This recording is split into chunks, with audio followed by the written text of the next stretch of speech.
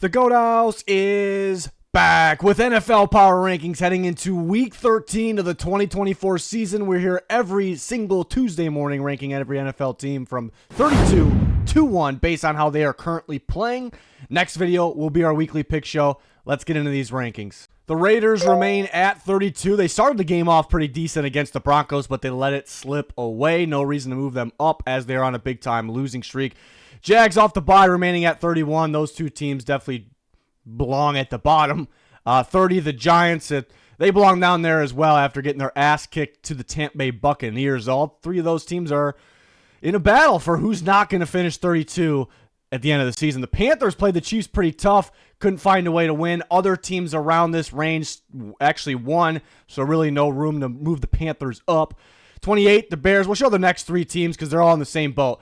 The Jets, the Patriots, the Bears all moved down 3 spots, and the main reason for this is there's 3 teams around this range that were below them that had to move up. They got a good win, so 3 teams moving those teams up to knock those teams back 3 spots. The Bears will be at the bottom, even though they're starting to play better. They're at the bottom because they're on a 5-game losing streak. They do have a recent loss that was an embarrassing one to the Patriots. So Bears find themselves at 28, Patriots 27, the Jets 26.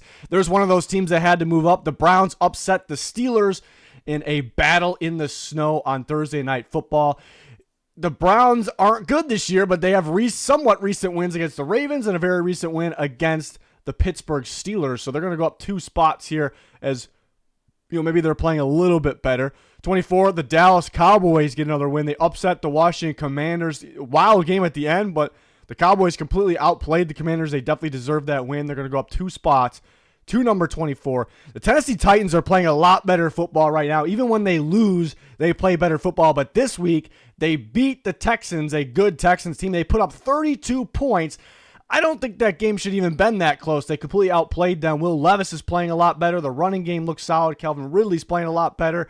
The defense, even though they're missing a lot of guys, they're playing pretty good. The run defense seems to be really solid. So the Titans are kind of sneaky right now. They're up 5 spots to number 23. Saints are going to stay put off the bye. They were getting things rolling. Let's see if they can continue off with that as they play the Rams this week. Weekly pick show tonight with the boys, Tuesday night for Week 13. Colts down a spot, embarrassing one against the Lions, but it was the Lions at least. 20, yeah, the Bucs are in a tough spot here. I'm going to show the next few teams. They end up being a really tough spot this week. The Bucs dominate the Giants, and I look at the Bucs getting healthier and the stretch that they have coming up. I believe in them. I think they can go on a stretch right here. They can go on a legitimate run. So I wanted to move them up more, but they're in a tough spot because they got the Falcons and the Niners. The Niners did just lose, but head-to-head isn't everything, but it matters a little bit, and it's a tiebreaker of sorts. And the Niners just beat the Buccaneers a couple weeks ago, and the Falcons have 2 wins over the Buccaneers. So when those teams were so close, like the Bucs finally got in the winning column, so you can't really boost them up big time. It was tough to move them ahead of those teams. The Niners lost. They were missing quite a few guys. They still lost big time to the Packers. The Falcons were on a bye, so they end up getting lucky moving up a spot just because the Niners kind of felt like they had to move down a spot here. So the Falcons, who you still think could be a pretty good team, they got a battle coming up against the LA Chargers. That's going to be a tough game to pick. Can't wait to see who we all pick tonight. But make sure to subscribe to notifications on so you don't miss all that content. The Bengals down a spot. They're off a bye. They got to start putting some wins together. I believe they are better than 17, but they actually have to go out and win games and show it. Number 16, the Rams. Disappointing one against the Eagles. Embarrassed in the second half, but at least it's the Eagles. I feel like they've had a little bit better of a resume than the teams right below them, so they're only going to go down a spot to number 16. 15, the Commanders go down 3 spots. They're on a 3-game losing streak. There's a game plan out for the Kingsbury Jaden Daniels offense. We feared this might happen for just very logical reasons, and it's happening right now. They're not as good as they were when they were unpredictable early in the year, and they're going to have to keep their season alive. I mean, in terms of trying to make the playoffs here, it's going to be tough. They should win, but they're playing a tough Titans team that's gotten a lot better. That's who they're playing this week, so we'll see what the Commanders. Let's see if Marshawn Lattimore finally can play. So really disappointing the Commanders recently. I mean, that's a disappointing loss against the Dallas Cowboys. But divisional game. Let's see if they can get back on track. They're down 3 spots. Texans are also down 3 spots. Talk about disappointing. I mean, C.J. Stroud, this offensive line, pretty disappointing. I mean, the defense gave up quite a few points here. 32 points to the Tennessee Titans. Are at home in this game. So, yeah, they just have not been right recently. And it's a shame because they kind of have the roster, the recipe as a championship team. I mean, how many teams have the pass rush that they have? Not a consistent pass rush. Not too many teams have that, and they got good quarterback. Even though he's struggling right now, they have weapons everywhere. So it's very underwhelming, at least for me. So they're down to 14. The Cardinals were hot, and they got cold off the bye. Only 6 points against the Seattle Seahawks.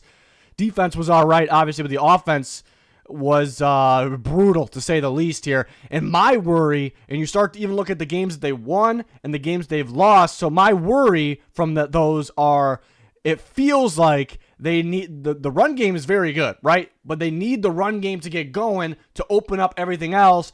They need things to be going right, basically. When the run game really isn't working, are they a good team? That's what it feels like. And they're going to play the number one run defense this week in the Minnesota Vikings. So Kyler Murray's going to have to find ways. And he's having a really good season. So he's going to have to find ways, though, to have a really good game and win the game pretty much himself this week. So interesting team to watch. 12, the Broncos go up a spot. Overall, wasn't thrilled with their performance. The second half was much better.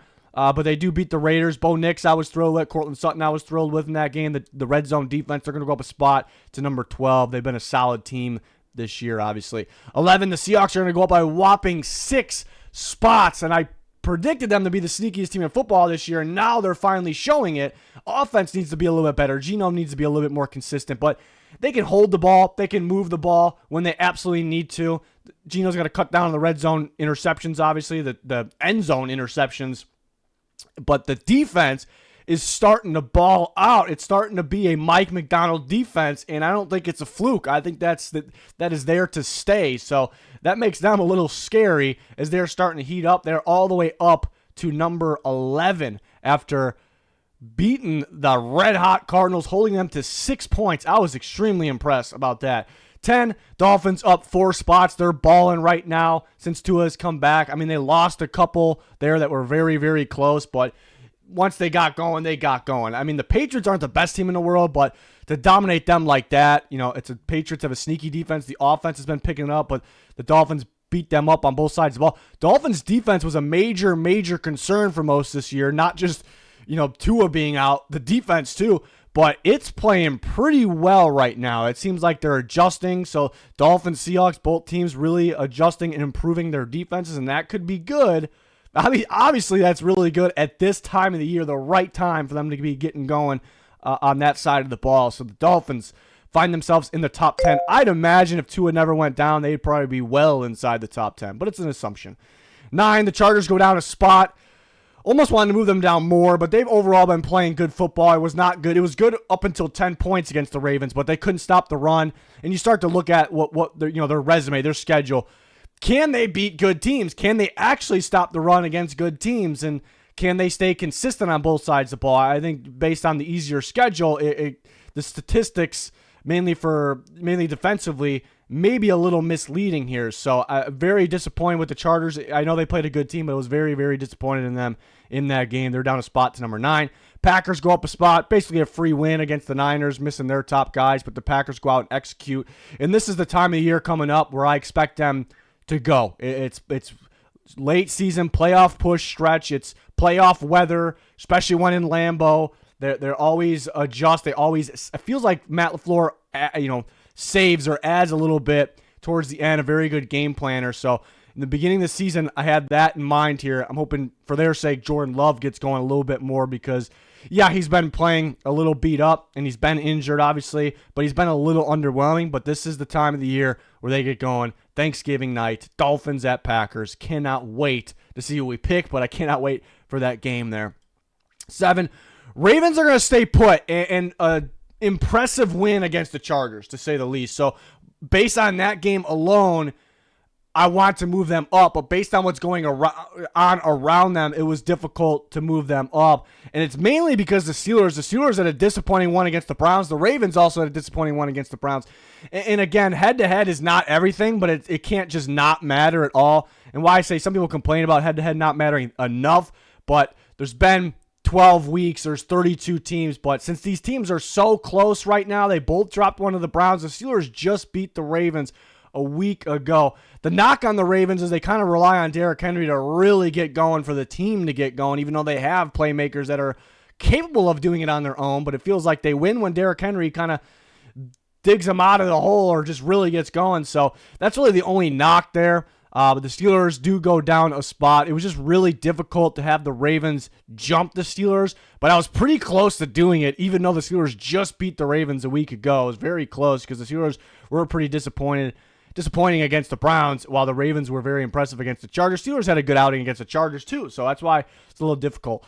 The Vikings are going to go up a spot number 5. They always make things interesting, but they always have a big stretch of the game where they look dominant. I mean, the Vikings doing crazy things on offense against a good defense. The first time since 2000, they had a 300-yard passer, 100-yard rusher, 100-yard receiver. They actually had 2 100-yard receivers. First time since 2000. Think about the Dante Culpepper, Randy Moss teams. Think about the Brett Favre team. So it's pretty crazy that they just did that. So they are explosive. They just let teams kind of just sneak back into games somehow. That's the only thing. But they find ways to win football games, of course. The record looks really good, obviously, so only 2 losses. So they're up 1 spot to number 5. The Chiefs actually moved down. I mean, and it's 2 reasons there. The Chiefs, they did have a loss 2 weeks ago. They just played the Panthers. I don't know what happened to the defense in that game.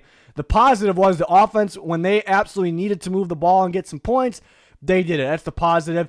They just don't feel, to me, them and the Vikings are in the same boat. They both are really solid teams. Obviously, the Chiefs are a really solid team. They both have very good records. They're kind of squeaking by. It doesn't look very pretty most of the time. How will they be if they play the top of the top teams? It's a little bit of questions. But the Eagles was the main reason the Chiefs moved down a spot. The Eagles are playing as good as anyone right now. They play a good team in the Rams, and they completely expose them in the second half. They destroy them on the ground. I mean, the Eagles' run game with mainly Barkley, but Hurts as well, is a problem. It's a problem. I think they one of those teams that can run on anybody, right? And the defense is absolutely balling. Looks like one of the better defenses in football. I mean, the only thing is they weren't really getting, I mean, they get sacks, but they weren't getting like a ton, like top tier in the league. But they did that against Matt Stafford and the Rams. So just extremely impressed. Like, how do we not have this team in the top 3? So that is why I put them in the top 3. But there was no reason to have any movement in the top 2. The Eagles could have moved ahead of the Bills. But Bills coming off a win against the Chiefs. They didn't play this week. Was it really fair to move them down? Playing like one of the better teams in football. And I forgot to mention, the Eagles play the Ravens this week. Eagles at Ravens, 2 top rushing attacks, 3 versus 7. That might be the game of the year. Could that be a Super Bowl preview, possibly?